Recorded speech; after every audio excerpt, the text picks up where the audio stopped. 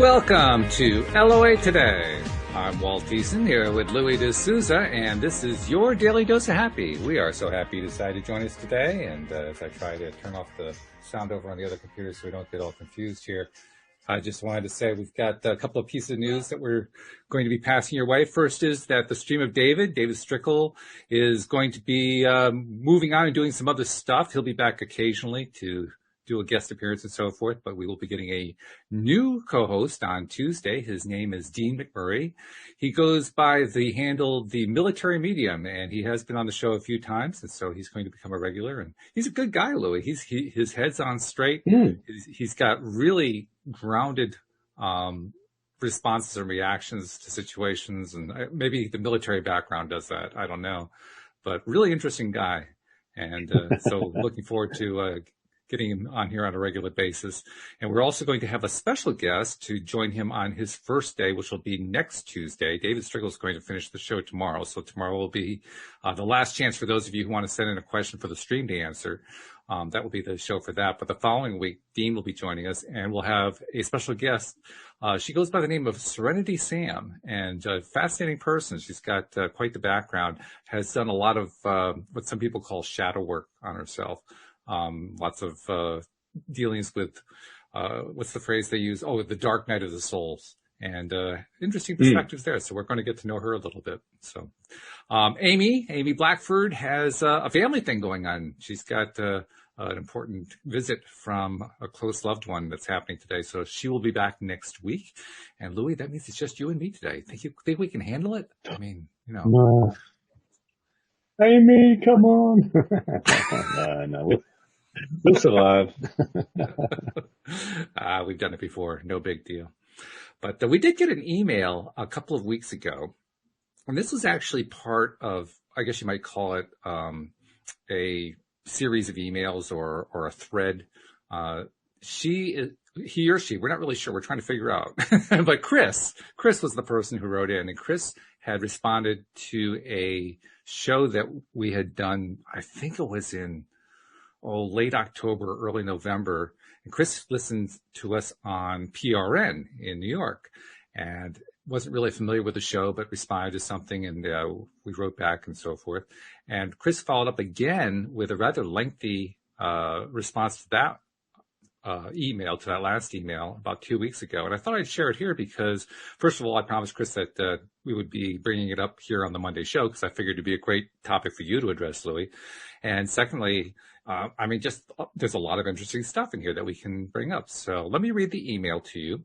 It says, thanks for doing what you do. You seem like a great guy, so thought I'd share a couple of insights for your information regarding your worthy plan of public speaking to young adults.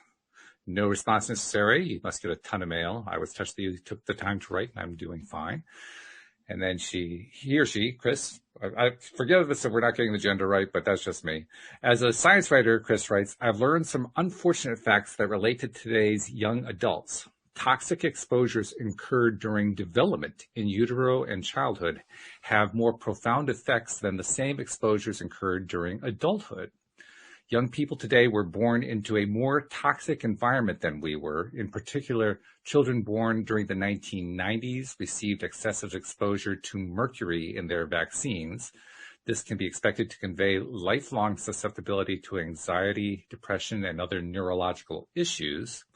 And then parenthetically, Chris writes, this is documented in the scientific literature, but is not openly acknowledged by our health authorities. When I hear people like Jonathan Haidt complain about how today's college students need too much coddling, I feel angry at his presumptions. This article by my colleague, Janet Kern, explains how vaccine mercury affects the developing brain. I think that young people who are stressed by their toxic exposures as well as by modern life could benefit from the stress-reducing aspects of LOA, learning to imagine a positive outcome and to discern and act on one's preferences, which may include staying out of the fast lane. Going on, Chris writes, indirectly related to your field is the parasympathetic polyvagal theory, e.g. Stephen Porges, I'm not sure what the pronunciation of Stephen's name is. In today's world, our nervous systems are often in sympathetic mode, flight or fight, rather than parasympathetic, rest and digest, the latter of which is important for health.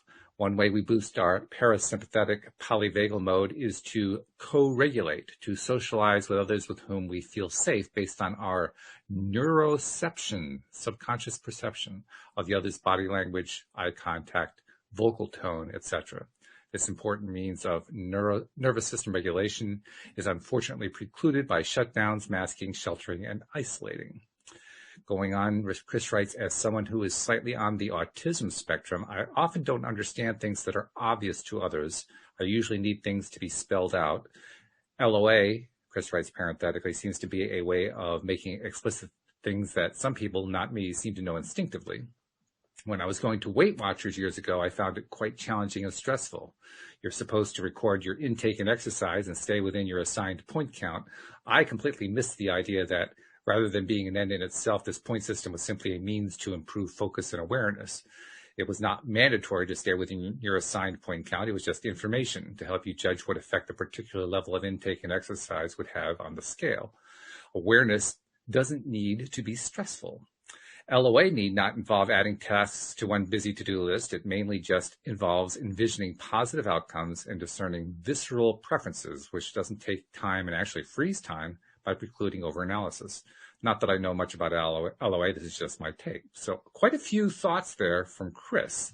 And I don't really know where you want to begin, Louis, but I was fascinated overall by 2 points. First, that Chris has apparently done quite a bit of research and has made himself or herself quite knowledgeable about some of the lesser known research.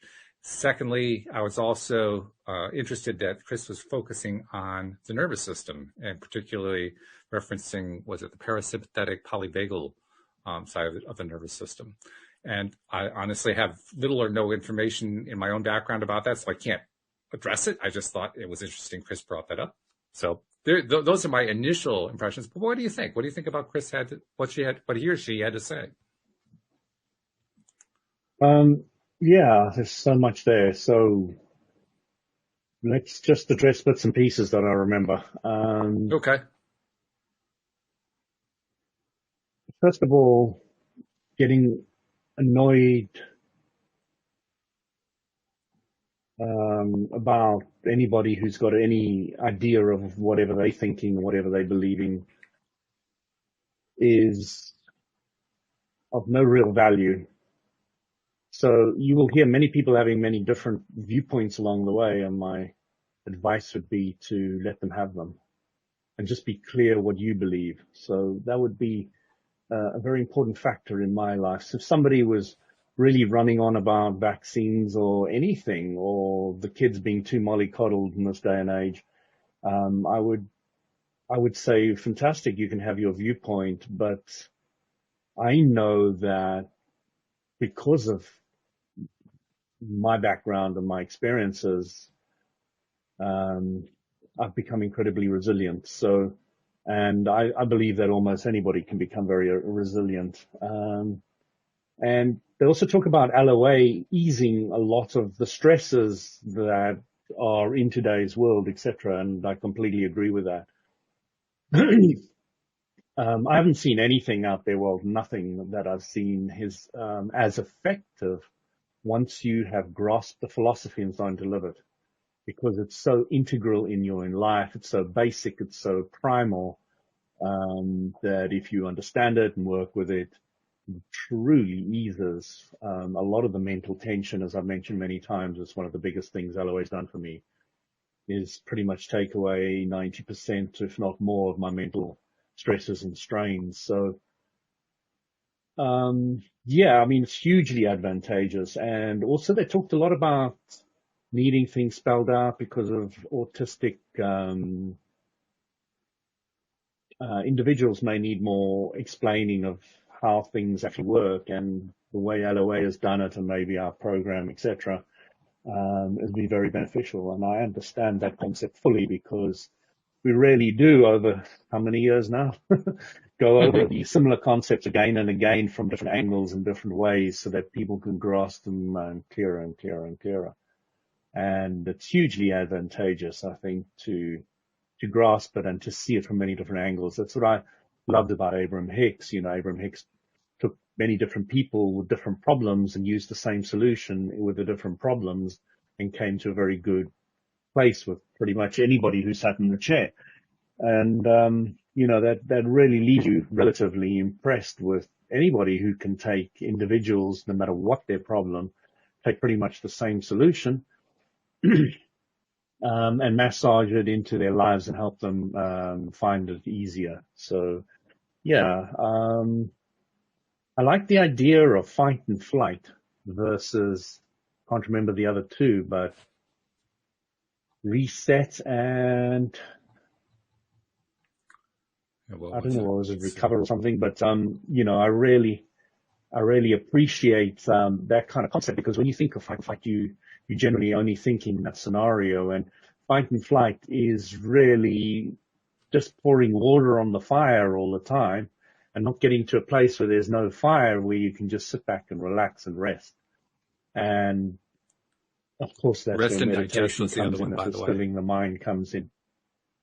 Rest, Rest and digest was the other word. And digest, yes. Yeah. So, I would even take it a step further and say you really want to get to a stiller place. So you're not even digesting anymore, but you really want to slow everything down to a degree that torturous thoughts aren't even there anymore. And yeah, Abrams said it's easier to teach somebody to still the mind than it is to teach them to focus on positive things. I know you might have a slightly different view on that, but it really does appeal to me largely, very, very hugely from all the people I've learned and worked with, etc. Stilling the mind is very, very, very beneficial in the beginning. And I think after that, I think you get to the place where you have so many positive thoughts and you're working with them so actively that it's a very easy place to be, where you and I are, I think. I don't want to speak for you, but well, I think you're pretty much on track. What you're saying is essentially accurate. The only thing I would perhaps modify is I just try to avoid the use of the word positive or negative, just because there's often there's baggage that's attached to those words that I like to try to avoid. So I like, prefer or don't prefer, like or don't like. But other than that, I agree completely with what you said. I mean, we have no disagreement there. I mean, life is very much about this vibrational interpreting machine getting input all the time. So you're sitting there and, you've got the car moving, you've got different cars, you've got people talking, you've got people discussing things, you've got all of that. And that's just input coming in. Now, what happens is humans sit there afterwards and we take this input, which has come in, and we label that's good, that's bad. That's good, that's bad. So we've got all these labels which we take, and the input, once it come in, is actually completely neutral. It's completely, absolutely neutral until we give it the label good or bad. And it's another way I like looking at, or showing people to look at what is happening in their life. There is no judgment initially when everything comes in. The judgment comes afterwards, where you take your mind and you say, this is good, tick, this is bad, tick. And we're sitting there with all these judgments, and then that is what often tortures us, because we're doing that. So if you get to the place that you are not judging anything, you are simply letting it come in, and you're seeing the world as it is without any judgment, that is kind of a place where I'm starting to see myself largely at the moment. Is very frustrating for people, because they want to get under your skin, or they want to confront you or something, and you say, well, I agree with what you're saying. It's okay. You can have that a point of view. It's no problem. And, it gets very aggravating for some people but, as I say, because of my vibration, I don't even attract those individuals anymore. So I very rarely get challenged on any level, because it's not really my desire. I don't need to be challenged. So, even when you go out of your way to go to the speaker's corner. I said, even when you go out of your way to go to the speaker's corner. What I do is I find a way of agreeing with them so that I can add more different concepts, ideas, so that they can kind of work with them. Because if I'm argumentative with them, they're going to shut down. The walls are going to close down, and the information that I'm interested in sharing is just going to be blocked. It's going to be a waste of time. So, right. Yeah. um, you can in time find a way of getting most people to listen to you if you want. And often I like, I'm very good at that in the past. And because it's an active vibration in me, I still use it now and again as I find it very easy to push people's buttons. So, somebody's got a little issue with something, I'll push it and massage it a little bit, and then I'll explain to them what their reaction is and why it's like that from their point of view. And then I'll push it a bit more, and I'll kind of play with it, but I make sure they understand that I'm playing with it and I'm not actually trying to get a rise out of them, and I get a lot of enjoyment out of it, and I'm trying to aggro them. But so yeah, and I find it really helps, and I've seen in my life those people. I had one boss in the Met Police who used to take individuals in meetings and make them walk out crying. These are adults who are there to share information and be in this meeting with this individual, and they would walk out literally crying and fearful of him. And it was just amazing. I always remember him going to the head of the table, raising the seat, setting the scene before he even walked in. He was doing everything to be powerful. And the fascinating thing I found about it is he never, ever, ever, ever tried to do that with me. And I started to realize that I wasn't a vibrational match. There was nothing he could do. There was this void with me. So he didn't even bother trying, and that was fine. So, I actually became very good pals, and everybody else hated trying. That's funny. And we're not big pals, but, we got along very well. I don't think he was big pals with me.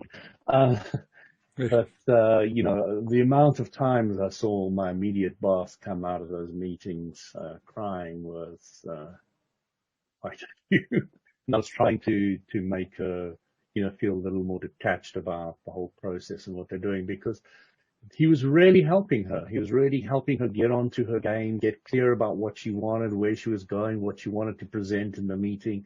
And the next time you came back, I promise you, each one of those people who ever came back to those meetings came back with far greater clarity than the first time that they walked in. And, he got things done and he got clarity out of them. He was, I don't know, I don't think he was ever really terrible to people, but, people allowed that to happen to them. He was just very clear. This is what I want. This is what I believe. You don't know what you're talking about. Come back when you know what you're talking about, and he was very, very clear. He knew what he wanted, and he wanted to make sure people came in with the right information, and that was it. He never went out to abuse anybody, but he made it very clear that if they were, not up to par. And, I remember, so many scenarios that I've walked in a meeting room. It was really an education for me, but I did see the value to it all, because none of them came back into that room without being very clear. None of them, not one. It's interesting that you mentioned that, especially in their lesson. Oh, okay. Well, it's interesting that you mentioned this. That was what he was trying to do. I guess, yeah. I mean, in the context also of what Chris wrote, because again, you made reference to the fact that Chris said he or she is slightly on the autism spectrum. It kind of reminded me of a conversation that I had with Daniel and Alex on Thursday, because they are both on the autism spectrum as well. And one of the things I was asking them had to do with how they respond to large numbers of people. And both of them agreed that when they're responding to large numbers of people, they can actually shut down. It just becomes too overwhelming to their senses. Because an autistic person essentially is somebody whose built-in filtering doesn't work the same way as it does for a, quote, normal person, unquote. I'm not sure exactly what normal means, but I can tell you what the filtering means. We've talked about this a lot lately. From a physical scientific perspective, it's all about what they call the ARAS, the ascending reticular activating system, which is really just a section of the brain at the brainstem, collection of cells that provides filtering. Cindy Chavez likes to bring it up a lot, and she often says to me, I never remember the number, Walt. Do you remember the number? And I always said, no, I don't remember the number. Well, I went and looked up the number, and the number is actually 11.21 million bits of information per second. That's what all 5 of our senses give to us every single day. Meanwhile, our super duper brains can handle 50 bits per second. So you can kind of tell that means like 99.999% of the data that comes into our senses, our brains are unable to process. which is kind of scary in some ways. Well, they do process, so they just filter it out, isn't it? Well, they filter it, yes. They filter it so that, Yeah. I guess I should say the conscious mind can't process it. It's too much for the conscious mind to handle, which I think it's actually kind of helpful. And I know I'm kind of getting away from my comment about autism, but I'll get back to that in a second. I think it's kind of helpful that we have that filtering because it also helps to understand how it is that law of attraction actually works. I mean, if let's say we put a vibration out there to attract X, and we are failing to notice 99.999% of the stuff that comes our way. Well, no wonder we don't get the stuff we're looking for. We're just not filtering properly for it. So we may this is where Abraham's explanation of vibration really helps, but we may be wanting very much to have, an ideal relationship come into our lives, but if we're not in the right vibration for it, or to put it another way, if we haven't programmed our ARAS to filter properly for it, when the relationship comes up, we won't see it. It's kind of like the old tale about the visitors to the New World who couldn't be seen on the oceans by the natives because they had never seen ships on the oceans. So it was impossible for them to even see the ships. It's the same basic concept. If you're not programmed to see a great relationship when it pops into your life, you're not going to see it. And I think that really helps to understand why it is law of attraction is such a difficult concept for us, because we miss most of the stuff that shows up. As strange as it is. But you remember what I was talking about earlier, Walt? I was saying that if you stop judging everything and you just see things as they are, then I think you'd be able to see so much more. Yes, I agree with that.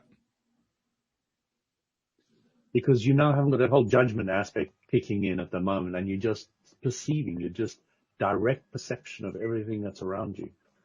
And you really do, as most people who've heard or followed any spiritual experience or path or group or whatever has started to realize that you kind of have a detachment. You kind of don't judge things so much anymore. And it is part of the process. It is part of how it all works. And it really is interesting because I find myself having conversations over Christmas. It's a time where people get together and they discuss their philosophies of the politics and the current situation and all the rest of it. And I'm sitting there watching all this and just a little bit confused. Like, are you getting so wound up about that? That's somebody's opinion. Let it go. Let them have it. And it's just winding them up something chronic. And you're just sitting there, okay, that's right. And there's an element of somebody who's saying you're totally blasé and, you don't care about anything. And, you've got that whole aspect of what people will come up with, but that's not really true. You're actually really caring about alignment. If you want to care about something really intensely in your life, care about alignment, and it'll really help. It makes a huge difference. Your mind's more relaxed. You're not so focused on the negative things. You perceiving things as they are. You're more accepting. I mean, when I got angry the other day about that fine that I got, it was really annoying. I was like right out of whack. I was like totally out of alignment. I was like really getting annoyed. And then my wife just saying, well, look at it from a positive point of view. You're a fast manifester. And what was that, a couple of minutes? You worried about a fine, you got it. Yeah, no, it's true. And then tying this back to... I just had to laugh. I had to laugh at that and just relax into it, yeah. I was just saying that tying this back to the whole thing about the person who's on the autism spectrum, if you're autistic, that filtering doesn't work quite as well. So you're actually getting more data into your conscious mind than your conscious mind can handle, which is why people on the spectrum tend to shut down a bit. It also ties into what Chris wrote, because Chris wrote how Chris says, I often don't understand things that are obvious to others. I usually need things to be spelled out. And I think that's certainly the way Chris sees it. I think I would express the same thing from another perspective, and that is I prefer to have things spelled out because I attain clarity that way. And it doesn't really matter what other people are doing. Yep. Yeah, it's the clarity. It doesn't really matter looking how we at get it from clarity. Looking from a slightly different perspective, you can ease it. Mm-hmm. We're looking at it from the perspective Chris came from it's rather brutal. And it's not easing it. So looking at it from a clarity perspective, which is exactly what I thought of while you were saying it as well. Mm. Yeah. I would be spot on. I'd agree with that 100%. I'd be looking for clarity. If you've got all, as I say, when you're just perceiving it directly, you're perceiving more in my mind than if you're judging it all while you're perceiving it. So you're getting a lot more in, but you're just letting it be, you're just letting it come in and be. And so maybe the challenge with these guys is not that they're getting more input. It's maybe that they're judging it more. I don't know. There's a concept to throw out for all those brilliant people. Yeah. I can't say one way or another. No. I have even been told by Daniel that he thought maybe I was a bit on the autism spectrum. I have no knowledge about that either way. I couldn't tell you. I'm not sure whether I am or not. But what I will tell you is this. I don't think it matters. I mean, it's quite possible that they're judging it, but the fact is, that's what people often do. They judge. And I would say that if I look at Daniel and Alex, Daniel in particular, especially Daniel, he's not really, in many ways, he's not a judging person. Most of the time he has great perspective on stuff. I mean, that would be his ability to deal with that extra input stimuli is by not judging. That would be my conclusion to that. That means he probably handles it particularly well, guessing. But there's another thing Abram brings up, which I think is quite interesting. Abram says that people that are more sensitive have a greater connection with source.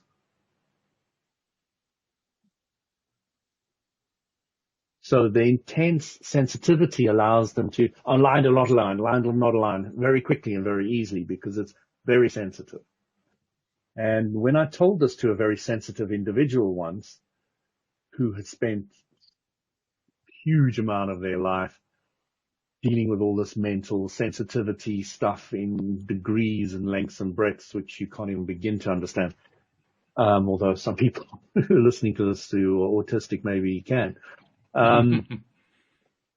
Said to me, these are the words this individual said to me, that's the most beautiful thing anybody has ever said to me.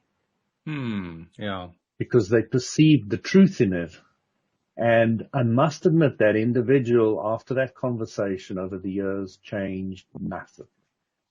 They are able to deal with it 100% better. And it wasn't only that conversation, it was other conversations and their life growing and their own stuff and all the rest of it. It wasn't just what I said, but I perceived a marked improvement after that statement. It was like they'd had the validation that they were looking for. So I often bring it up to anybody who is super sensitive in certain ways, that their alignment is closer, is greater. But that alignment, because of the contrast aspect, will hurt a lot on the other side, quicker and easier. But the highs will also be quicker and easier. So basically there are trade-offs whichever way you go. That's essentially what we're saying here. On the one hand, if it comes quickly and easily to make the shift, the trade-off is, on the one hand, you're able to make the shift quickly. You don't have to do a whole lot of messing around like other people do. On the other hand, if you make the shift slowly, you don't have to deal with all the craziness that the people who can do it shortly can do. I mean, it's trade-offs. Which one do you prefer? Which one feels better? But on the other hand, if you have played a lot on the negative side, the law of attraction is going to expand that, and you're going to feel Louis talking rubbish because I'm so immersed and ingrained in the stuff that I can't get out of it. And when you understand that it's just an accumulation of thought over time, in the what I don't want a direction, then you kind of get it. Kind of like, that's going to happen regardless. It's going to happen regardless of whether you're in the place of being able to make the quick adjustment or you make a slow adjustment. It's going to be the same result either way. It doesn't make any difference, really. Yeah. It does get bigger either way for both of us. Yeah. Because I don't have that keen sensitivity these guys sometimes have. I'm not in that bandwidth at all. Mm-hmm. Well, it's funny how it's interesting that they call it an autistic scale. Yeah. This is exactly what I'm talking about now. It breaks down to autistic scale. I'd like the autistic scale to be broken down for me because I didn't really think of it before this conversation as a scale. But what they're Mm-hmm. kind of talking about is different vibrational, quantifiable words that they probably put into some kind of system based on the vibration. They probably wouldn't even look at it in terms of vibration, but they would have given them different names, labels in the psychological world. You got me wondering. I'm going to ask Daniel and Alex about that on Thursday. Do they see the scale as different levels of vibration? I have no idea what they'll say to that. But what is the scale? I don't even know what an autistic scale is. Or they're just talking about just one word, autistic, and then you get very bad and not so bad. Is that the scale they're talking about? That's the sense that I have, that there are some people who have great numbers of traits that are associated with autism, and there are other people who have some, but a lot fewer than what the more severely autistic people are. I think we, quote, in the normal world, unquote, tend to kind of think about the whole topic in terms of seeing somebody who's severely autistic and how they behave and interact with the world from the outside, what it looks like from the outside, and assume, okay, that's somebody who's severely autistic. And then we see somebody else who seems to behave, quote, normally, unquote, most of the time, and then they exhibit a few characteristics. We say, oh, well, that person is slightly autistic. I think that's the scale that we're talking about. But I'll tell you quite honestly, I think it's a pretty vague scale myself. I think it's a very subjective scale, and I don't think it really tells us. I'm sure somebody would tell me I'm autistic too. And you also mentioned something else, and I wanted to bring something else up that you mentioned. Yeah. You mentioned the idea of how do you describe it? Sensitivity of connection to source, or sensitivity of connection to oneself, and I thought that was an interesting idea. Very often we hear people talk about regaining your connection, or you lose your connection and get it back, or something like that, which I've resisted that idea because I don't think it's accurate. I think that we always have the connection. It's just a question of whether we're paying attention. Yeah, you always have the connection. You completely yeah. It's our perception or our belief if we're connected to it or not. Yeah, exactly. So the way Abram puts it is this: if you are a very sensitive person, you have a strong connection to source. Those are the words. Okay. Yeah, I can see that, because essentially what they're saying is if you have a sensitivity, it means in some way you are able to detect changes, shifts, variations in your own vibration, in whatever you're receiving from your inner being, in what you're receiving through your senses from other people or from other events and circumstances. And that sensitivity is just a way of saying you're noticing a whole lot more. Well, if you're noticing more, I think it's fair to say you're more connected. It's a stronger connection, if you will. Yeah. I can see that. Yeah. It makes a lot of sense. So, but somebody who's very sensitive and looked at it as socially wrong in some shape or form, and can't handle big crowds of people, etc. When you tell them that you actually have a strong connection to source, it can actually validate some kind of understanding of where they are and how it's perceived. Well, there's also a couple ways to look at the word sensitive. They do. I mean, one of the ways we can look at sensitive is just in terms of like this autistic spectrum idea. But we can also look at sensitivity in terms of like what you were talking about before, people who respond to opinions of others and they get worked up about them. Well, that's a form of sensitivity. It's a different kind in the sense that the person who is being affected, allowing themselves to be affected by someone else's opinions, is basically kind of giving up some of their own power, but it's still a form of sensitivity. It's different than the other kind. And I think it would be fair to say almost everybody is sensitive one way or another. It's just a question of what form of sensitivity are we talking about? At least that's the way I would see it. Yeah, I mean, I think you're pointing out every subject's two subjects, taking sensitivity in and it's focused on what you want and what you don't want about it. Mm-hmm. Breaking that down. I don't know, maybe not. Yeah. Well, partly that, but also I think I challenge the idea that there are people who are not sensitive. I think that the most we can ever say is they cut themselves off from it by not giving their attention to whatever the it is. In this case, it's some form of sensitivity to oneself or to others or whatever. But it's a cutoff. Maybe they didn't consciously intend to cut off, but they cut off in some way. And the cutoff means, it means simply, I'm not paying more attention. I'm paying less attention. And the less attention that I pay, then the more, quote, insensitive, unquote, I seem. But it's not really insensitive. It's just not paying attention. It's just, I refuse to give my attention to that thing, and I'm not going to bring more of it into my life. I may not understand how law of attraction works, but that's what I'm doing. I'm just doing it because that's what I do. You know, so does that mean that that person doesn't have a strong connection to source? Not necessarily. Does it mean that that person doesn't have a strong sensitivity to others? Not necessarily. It just means they're not paying attention. I mean, paying attention is a conscious choice that we make for a variety of reasons. Paying attention means awareness. Yeah. I think about the fact that this also comes out of a response that I gave to Chris when I first wrote back to her about this email, because I also gave her some stuff about this email. Him or her, I keep saying her, but I don't know it's a her. Forgive me, Chris, if I got it wrong. But there's a particular test that was done by physicists who essentially wanted to challenge what people like you and me talk about, the role of consciousness. Particularly, they were trying to address it in the context of quantum mechanics, quantum physics, because one of the concepts that those of us who talk from a spiritual perspective often drag out of quantum mechanics is the observer phenomenon. That when an observer is looking at an event, it will produce a different result from when an observer is not looking at the event. And the way that the experimenter attempted to counter the role of the observer as spiritual type people like us draw it out is they said, we're going to make an experiment where the observer is an electronic device. And the electronic device is through some, random function is going to make the observation and therefore make the determination about what happens. And if such an observer effect happens, then it proves that consciousness doesn't have to be a part of it.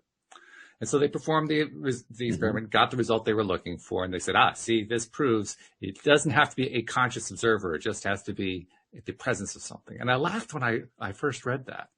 I laughed because I thought to myself, boy, this really shows the axioms, the assumptions that scientists work by and live by. One of the most common ones being that the only conscious beings in our universe are humans. They sometimes might be willing to give some degree of credit for minor amounts of consciousness to certain mammals under certain circumstances, but that's about it. That's about as far as their idea of consciousness goes. And so if you accept their axiom, their assumption that that's all there is in terms of consciousness, then, well, their experiment is validated. Thing is, I don't accept that axiom. I think consciousness is in everything. I think it's in every human, in every animal, every insect, every rock, every tree. It's everywhere, And once you realize that, then, well, you can put anything in there you want as an observer, and there's consciousness involved. So it pretty much ruins the experiment. And from my perspective, every smallest particle known to man and smaller and whatever is out there, every single one of them has the knowledge of the whole, has the awareness of the whole. Yeah. That's something science is just beginning to develop. To me, God is in everything. Source is in everything. Source doesn't exist outside any physical particle in any shape or form. And the whole is in the individual part of that. So when I tie this back to what we were talking about, can become a tree. Yeah, exactly. Yeah. So when I tie this back to what we were talking about earlier about the connectedness, that some people are more connected, or some people have a stronger or more sensitive connection, others have a weaker connection. To me, that's the same thing as saying, only humans have the consciousness. The others, there might be some other consciousness in other places, but there's not so much. And I think to myself, nah, that doesn't make sense. There's consciousness everywhere. That means wherever you have consciousness, you have awareness. Wherever you have awareness, that's it. You have awareness. And now it's just a question of where's the consciousness that I we're mean, talking about giving the awareness to. Abram often points out that animals have a greater connection to source, and that's why they can really be of benefit to us. So they, oh, sorry, just give me a sec. I've got the YouTube running here, and I was wondering where that sound was coming from. It's going to That's other all right. speakers. And so where was I? I've got distracted totally there. I'm not sure where you were going, so I can't really help you a whole lot.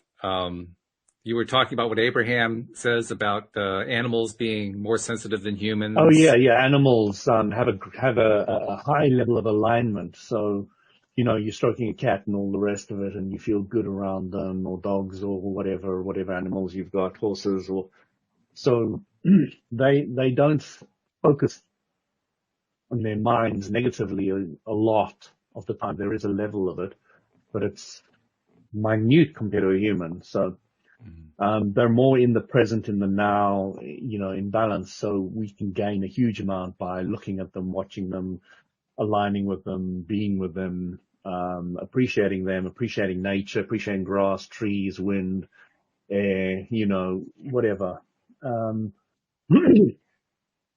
So yeah, I can understand why my sister, for example, who's very, very big into nature, you know, she thinks everything's in nature. Nature's the answer to everything. And, you know, it's just like been like this for centuries, for as long as I've known her.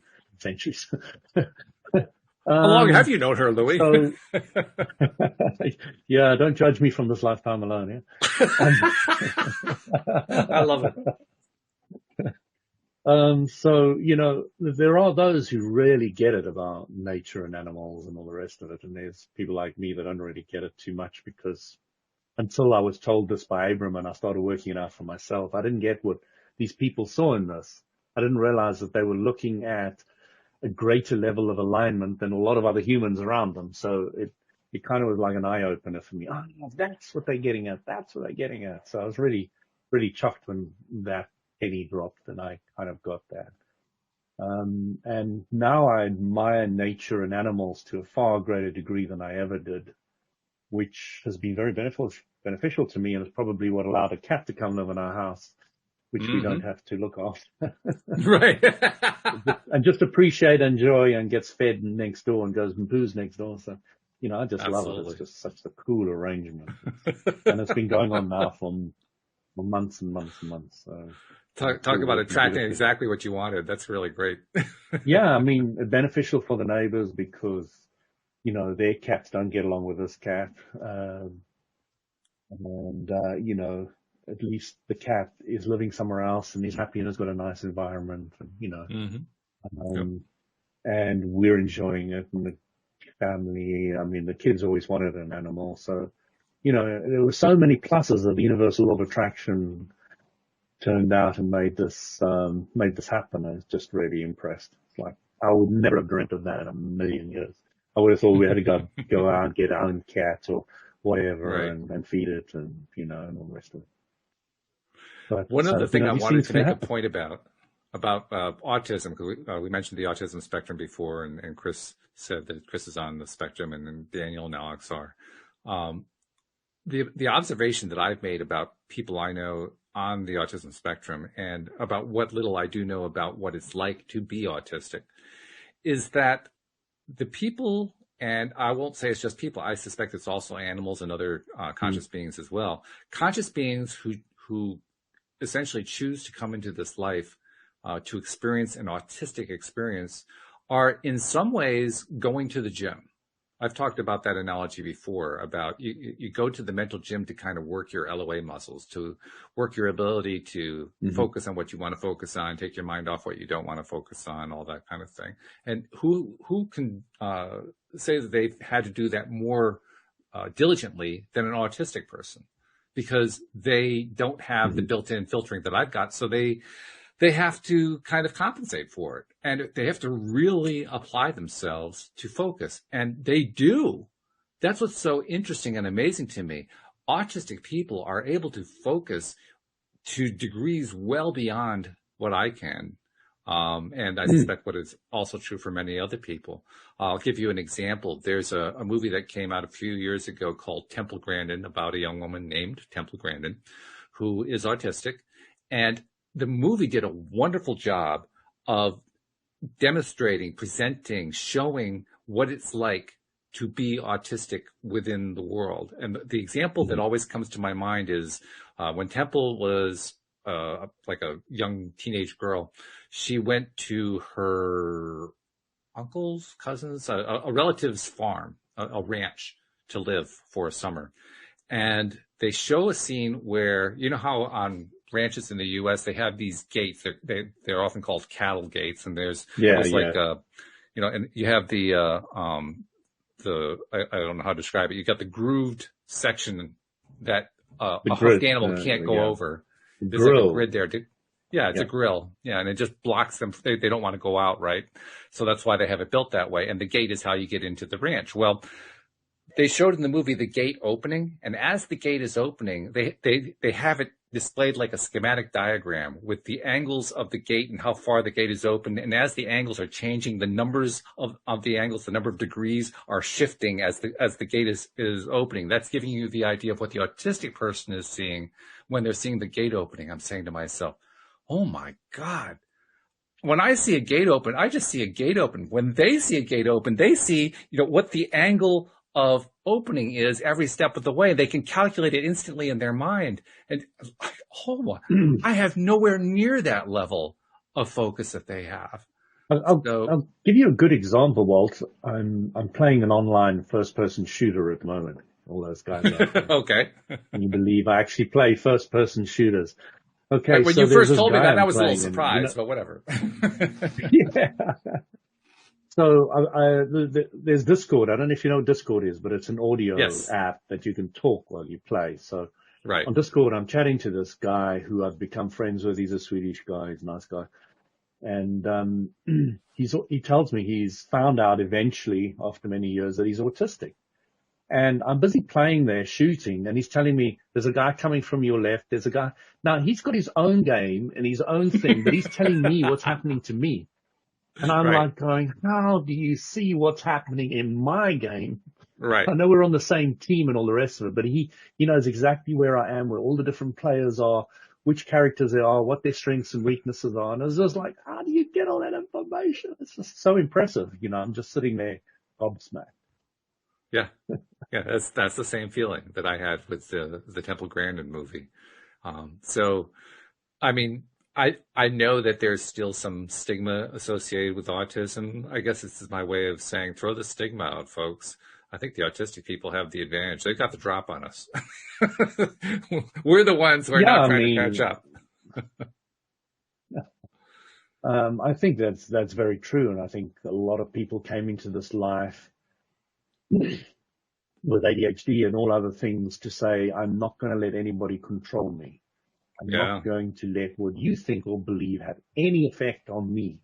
And I've learned that over the years to cut out everybody else's belief, etc. But these guys are born into it. They come in saying, I don't agree on like anything that you're saying. And that's it. Game over. I don't care. I will fight. I will kill. I'll do anything. But I'm not interested in what you say. And, it's brilliant. I think the power and the usefulness of that is indeterminable, because as somebody put it, the adults aren't very good at dispensing very good advice. The things that they generally only say to kids is of what they shouldn't do and things that went wrong in their lives and what they shouldn't do, not how the world works, how LA works, what the life is, how to use it, how to focus on what you want, where to go, how to manifest what you want. None of that is taught. It's usually the advice parents give is, don't buy insurance. It's a rip-off. Or, don't do this, don't do that, don't do the other. Don't swear, don't this, don't that. It's just goes on and on and on and on. And it's just a bunch of things that they've learned along the way that trip them up, and that's what they're sharing. And it's of very little value, very little value, I believe.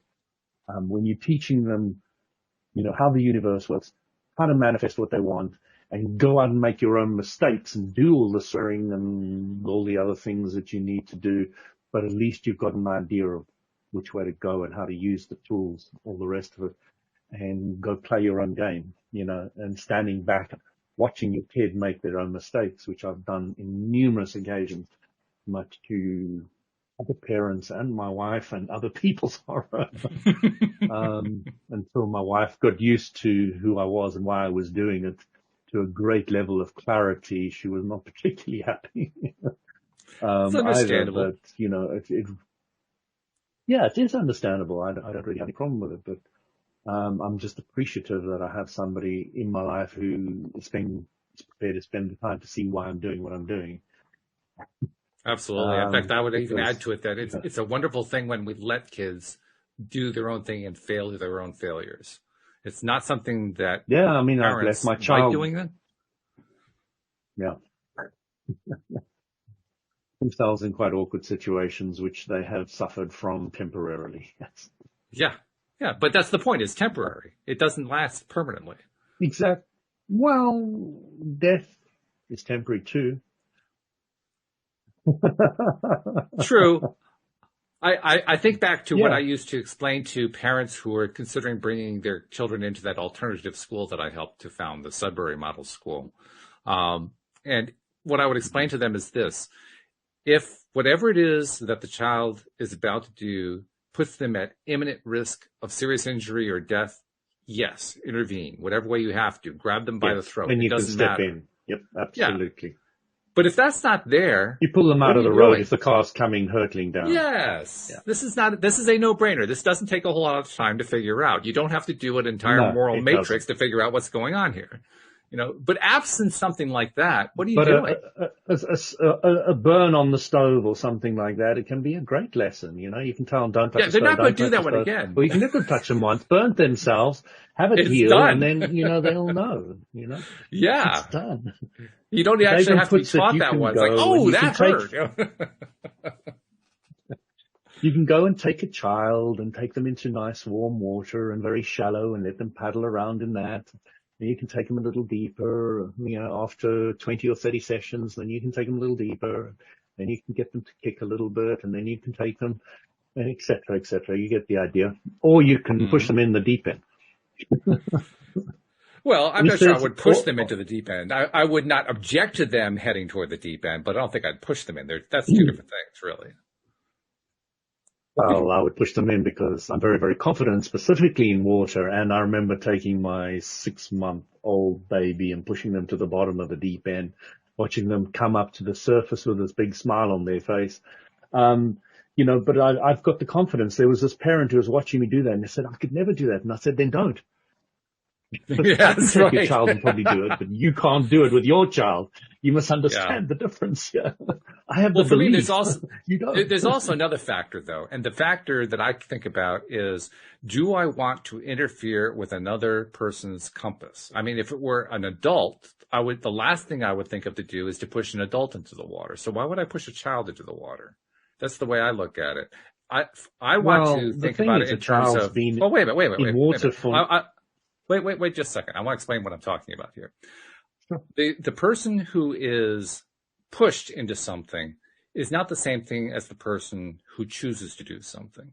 And I think that when we push somebody, adult or child, doesn't really matter what we're talking about. What we're really saying is, I don't trust you to investigate the thing that I think you should investigate. Whereas I think the better position is to say, I do trust you.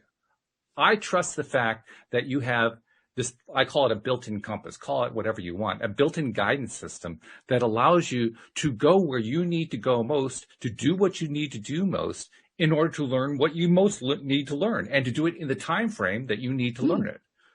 So from my perspective, I think, why would I want to interfere in anyone else's choices? I may not have made the same choices myself, but to me, it's the height of hubris for me to claim that I know for you what it is you should be studying. And if I'm not going to do that with an adult, why would I do that with a kid? That's the way I look at it. So there's my fuller explanation. No, I get exactly what you're saying, and I don't disagree with any of it. I think the way Abram put it in the audio that I listened to was, there was a bunch of kids playing on the side of the pool, and one bumped the other one into the deep end, and they learned to swim very quickly and got to the side, and realized that they could do it and had confidence. And then, Sure. so you pushed. Yeah. It's just a way of getting across the idea of shortening the time frame of learning to swim, which is what Abrams said. It doesn't really matter. Both the kids can swim in the end of the day. That's it. That's pretty much and it. It was interesting. It's true. That is it. Both of the kids can swim. It's one of the lessons that I learned learned from the other. That's it. From the Sudbury Model School. It was one of the biggest lessons that I learned, that if you have a school where kids literally have the choice about what they're going to do, when they're going to do it, including every aspect of what would traditionally be called schooling, and you basically just let them do whatever throughout their entire day, every single day, 5 days a week or 7 days a week, or however you want to look at it, by the time that they're 12 years old, they'll all know how to read. Even though you didn't put them in a reading class. Exactly. Even though you didn't do anything to push it on, they'll still know how to read, every one of them. And that's really kind of a mind-breaking concept. I wonder how to make this plane. Oh, there's a diagram on the internet. Oh, I need to print it off. Okay, and now I've got it, but I don't understand the words. What does this mean? What does that mean? How does that work? Oh, exactly. Yeah, and so you put it together because you want to. I'm watching my daughter, so my older daughter was not interested at all. She would memorize these books we'd take to bed with us, and then she would read them off, and we all thought she was reading, but she wasn't. She was memorizing them. So